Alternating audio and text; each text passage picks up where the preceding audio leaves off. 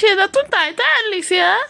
शाळा सुटले की तुला ये म्हणलं होतं शेतामध्ये थोडं मला करू लाग म्हणून. आलास का आता मला काय काय आणलं म्हणून. आई लई अभ्यास होतो या, आता थतून दिलो ताय तर नाही सांग पटतं ना मला. आता मला भूत लागलेली जुऱ्यात. मोठा अभ्यास करून दिवा लावतोस, काम सांगलं की अभ्यास म्हणतोस. काय आणलीस या? अजून काय धरतीच? प्लीज तर ताई, तर मला भूत लागली आता.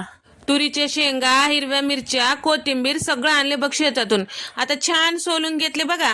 आणि काय केले, मिरच्या होत्या ते बी घेतले, थोडं लसूण होतं ते टाकले आणि थोडं तेल टाकून छान भाजून घेतले बघा. आणि थोडे शेंगदाणे बी टाकले. आता तुला थांब मस्त गंमत करते. काय तर राहिलीस तशीची भाजी तरी सांग की आय. आज तुला पूर्ण होईपर्यंत सांग ना बघ. केल्यावर तू म्हणशील एक भाकरीच्या ऐवजी 2 भाकरी आई वाढ, मी खातोच म्हणशील बघ. छान भाजून घेतल्यानंतर ताटामध्ये काढून घेतले आणि चमचाभर जिरे टाकले आणि मूठभर कोथिंबीर टाकून मिक्सरच्या भांड्यामध्ये गुर्रकन फिरवले की छान बारीक झाले बघा. आणि छान बारीक झाले की आणखीन थोडं पाणी टाकून घ्यावं. मिक्सरला थोडं लई राहते की बघा, त्याच्यासाठी मिक्सरला छान फिरून घेतलं की आमटीचं हे वाटण तयार होते बघा. कढईमध्ये तेल टाकले, थोडे जिरे, मोहरी, कांदा छान बारीक चिरून घेतले ते टाकले.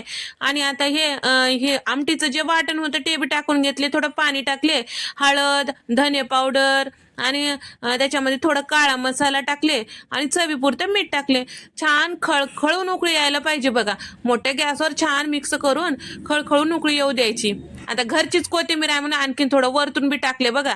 आता छान उकळी आली की आता हे शिजल्या गेले समजायचं. याच्यामध्ये तुम्ही हिरव्या चिंचेचं कोळ बी टाकू शकता.